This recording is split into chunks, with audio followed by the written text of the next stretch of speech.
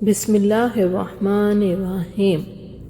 سیرت النبی صلی اللہ علیہ وآلہ وسلم۔ عنوان: اللہ ہمارے ساتھ ہے۔ اس طرح انہوں نے تمام سوراخ بند کر دیے مگر ایک سوراخ رہ گیا اور اسی میں سام تھا۔ حضرت ابو بکر صدیق رضی اللہ عنہ نے اس سوراخ پر اپنی ایڑی رکھ دی۔ اس کے بعد حضرت صلی اللہ علیہ وآلہ وسلم غار میں داخل ہوئے۔ ادھر سوراخ نے اپنے سوراخ پر ایڑی رکھی تو اس پر ڈنک مارا۔ تکلیف کی شدت سے حضرت ابو بکر صدیق رضی اللہ عنہ کی آنکھوں سے آنسو نکل پڑے، لیکن انہوں نے اپنے منہ سے آواز نہ نکلنے دی، اس لیے کہ اس وقت آپ صلی اللہ علیہ وآلہ وسلم ان کے زانوں پر سر رکھ کر سو رہے تھے۔ حضرت ابو بکر صدیق رضی اللہ عنہ نے سام کے ڈسنے کے باوجود اپنے جسم کو ذرا سی بھی حرکت نہ دی، نہ آواز نکالی کہ کہیں آپ صلی اللہ علیہ وآلہ وسلم کی آنکھ نہ کھل جائے۔ تاہم آنکھ سے نکلنے کو وہ کسی طرح نہ روک سکے۔ وہ آپ صلی اللہ علیہ وآلہ وسلم پر گرے۔ ان کے گرنے سے آپ صلی اللہ علیہ وآلہ وسلم کی آنکھ کھل گئی۔ آپ صلی اللہ علیہ وآلہ وسلم نے حضرت ابو بکر صدیق رضی اللہ عنہ کی آنکھوں میں آنسو دیکھے تو پوچھا، ابو بکر کیا ہوا؟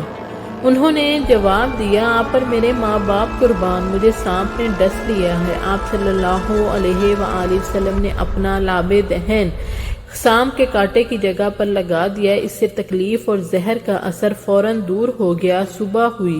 آپ صلی اللہ علیہ وآلہ وسلم کو حضرت ابو بکر صدیق رضی اللہ عنہ کے جسم پر چادر نظر نہ آئی تو دریافت کیا، ابو بکر چادر کہاں ہے؟ انہوں نے بتا دیا، اللہ کے رسول، میں نے چادر پھاڑ پھاڑ کر اس غار کے سوراخ بند کر دیے۔ آپ صلی اللہ علیہ وآلہ وسلم نے دعا کے لیے ہاتھ اٹھا دیے اور فرمایا، اے اللہ، ابو بکر کو جنت میں میرا ساتھی بنانا۔ اسی وقت اللہ تعالیٰ نے وحی کے ذریعے خبر دی کہ آپ کی دعا قبول کر لی گئی۔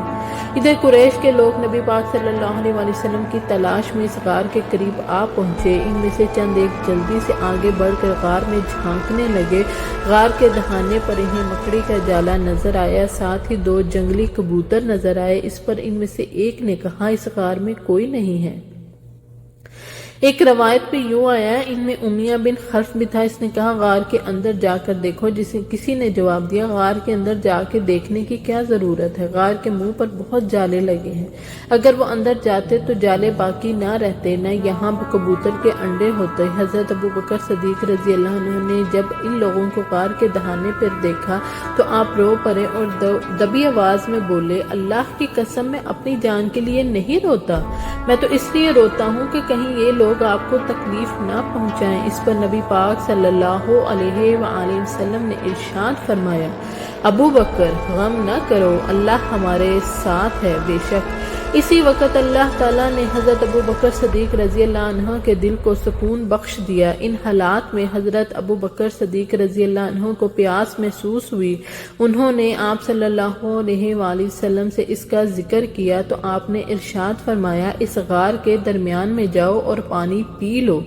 صدیق اکبر رضی اللہ عنہ اٹھ کر غار کے درمیان میں پہنچے۔ وہاں انہیں اتنا بہترین پانی ملا کہ شہد سے زیادہ میٹھا، دودھ سے زیادہ سفید، مشک سے زیادہ خوشبو والا تھا۔ انہوں نے اس میں سے خوب پانی پیا۔ جب وہ واپس آئے تو آپ صلی اللہ علیہ وآلہ وسلم نے ان سے فرمایا، اللہ تعالیٰ نے جنت کی نہروں کے نگراں فرشتے کو حکم دیا کہ اس غار کے درمیان میں جنت الفردوس سے ایک چشمہ جاری کر دے تاکہ تم اس میں سے پانی پی سکو۔ یہ سن کر حضرت ابو بکر صدیق رضی اللہ عنہ حیران ہوئے اور عرض کیا کہ اللہ کے نزدیک میرا اتنا مقام ہے؟ آپ صلی اللہ علیہ وآلہ وسلم نے ارشاد فرمایا، ہاں، بلکہ اے ابو بکر اس سے بھی زیادہ ہے۔ قسم ہے اس ذات کی جس نے مجھے حق کے پیغام کے ساتھ نبی بنا کر بھیجا، وہ شخص جو تم سے بغض رکھے جنت میں داخل نہیں ہوگا۔ غرض قریش مایوس ہو کر غار سور سے ہٹ آئے اور ساحلی علاقوں کی طرف چلے گئے۔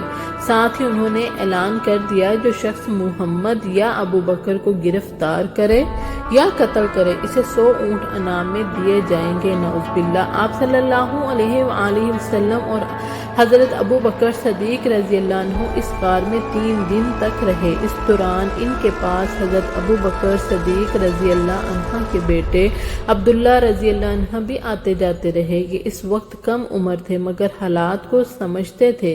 اندھیرا پھیلنے کے بعد یہ غار میں آ جاتے اور منہ اندھیرے فجر کے وقت وہاں سے واپس آ جاتے۔ اس سے قریش یہ خیال کرتے کہ انہوں نے رات اپنے گھر میں گزاری ہے۔ اس طرح قریش کے درمیان دن بھر جو باتیں ہوتی یہ ان کو سنتے اور شام کو آپ صلی اللہ علیہ وآلہ وسلم کے پاس پہنچ کر بتا دیتے۔ حضرت ابو بکر صدیق رضی اللہ عنہ کے ایک غلام حضرت عامر بن فہیرہ رضی اللہ عنہ تھے۔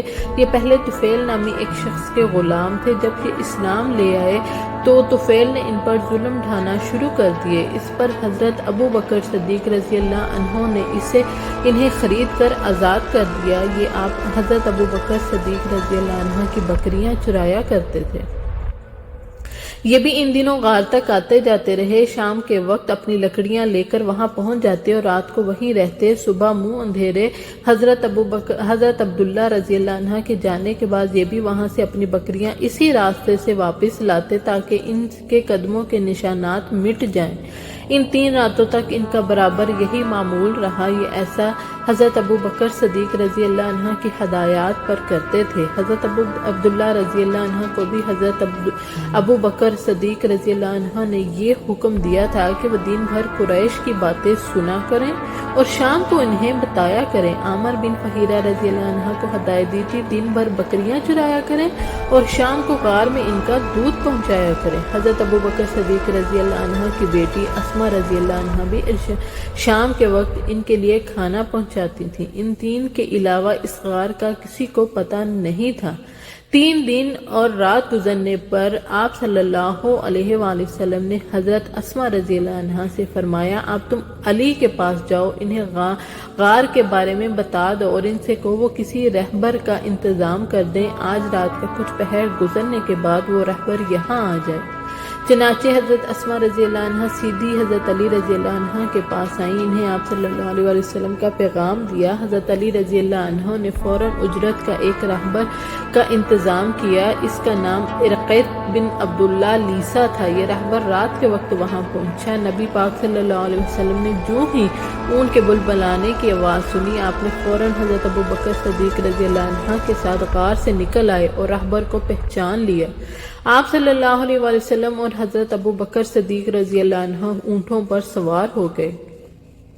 اس سفر میں حضرت ابو بکر صدیق رضی اللہ عنہ نے اپنے بیٹے عبداللہ رضی اللہ عنہ کے ذریعے اپنے گھر سے وہ رقم بھی منگوا لی تھی جو وہاں موجود تھی۔ یہ رقم 4-5 ہزار درم تھی۔ جب صدیق اکبر رضی اللہ عنہ مسلمان ہوئے تھے تو ان کے پاس 40-50 ہزار درم موجود تھے۔ گویا یہ تمام دولت انہوں نے اللہ کے راستے میں خرچ کر دی۔ جاتے وقت بھی گھر میں جو کچھ تھا منگوا لیا۔ ان کے والد ابو قحافہ رضی اللہ عنہ اس وقت تک مسلمان نہیں ہوئے تھے۔ ان کی بینائی ختم ہو گئی تھی۔ وہ گھر آئے تو اپنی پوتی حضرت اسما رضی اللہ عنہ سے کہنے لگے میرا خیال ہے ابو بکر اپنی اور اپنے مال کی وجہ سے تمہیں مصیبت میں ڈال گئے ہیں۔ مطلب یہ تھا کہ جاتے ہوئے سارے پیسے لے گئے ہیں۔ یہ سن کر حضرت اسما رضی اللہ عنہ نے کہا نہیں بابا، وہ ہمارے لیے بڑی خیر و برکت چھوڑ گئے ہیں۔ حضرت اسما کہتی ہیں اس کے بعد میں نے کچھ کنکر ایک تھیلی میں ڈالے اور ان میں طاق میں رکھ دیا۔ اس میں سے میرے والد اپنے پیسے رکھتے تھے۔ پھر اس تھیلی پر کپڑا ڈال دیا اور اپنے دادا کا ہاتھ ان پر رکھتے ہوئے میں نے کہا یہ دیکھیں روپے یہی رکھے ہیں۔ ابو قحافہ رضی اللہ عنہ نے ان پر ہاتھ رکھ کر محسوس کیا اور بولے اگر وہ یہ مال تمہارے لیے چھوڑ گئے ہیں تب فکر کی کوئی بات نہیں، یہ تمہارے لیے کافی ہے۔